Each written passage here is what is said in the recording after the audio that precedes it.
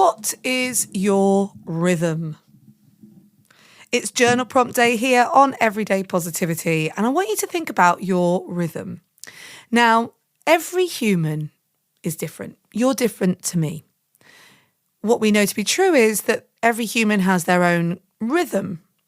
So often some of the traps that we fall into is, if in the day you are a morning person and you are sitting in bed all morning, not really doing anything in that space, that's a non-effective use of your time. An effective use of your time would be to chime with that energy.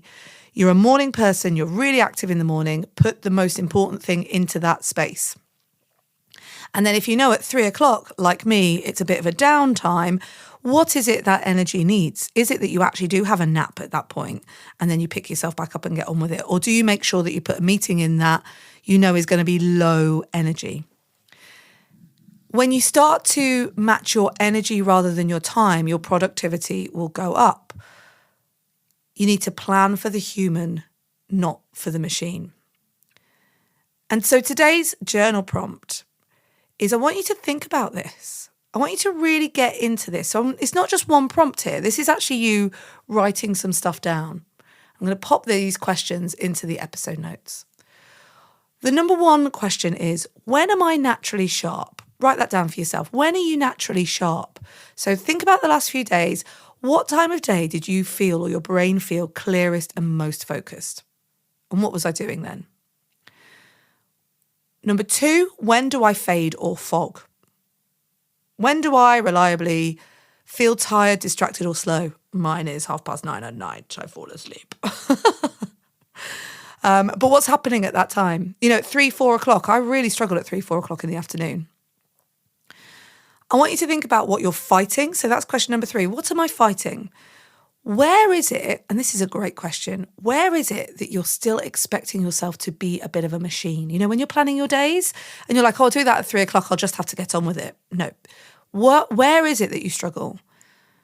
And once you know all of those things, I want you to think about number 4, what's one gentle adjustment that you can make? Because once you've decided on this, you can start to see your natural rhythms.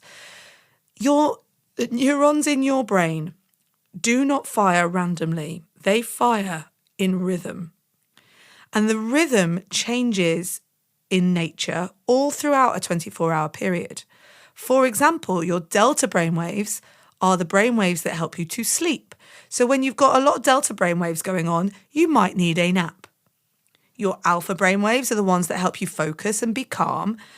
And then your gamma brainwaves are where you've got loads of energy and you might just fire through a bunch of things.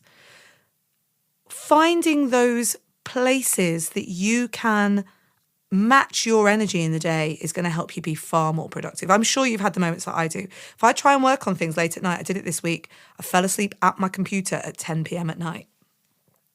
And I was like, I messaged the person that I said I'd get something over to that evening and said, it'll be with you first thing in the morning. I fell asleep at 10 o'clock. I was up at 6:30. I'd done everything by 8 o'clock.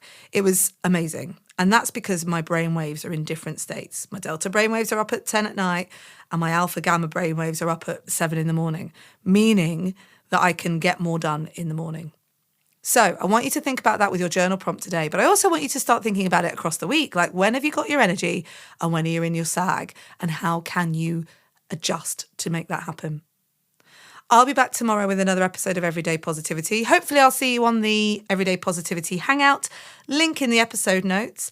And just a big thank you this week to Dr. Linda Shaw. You can check out her website, drlindashaw.com, Linda with a Y, Doctor with a DR, all in the episode notes as well.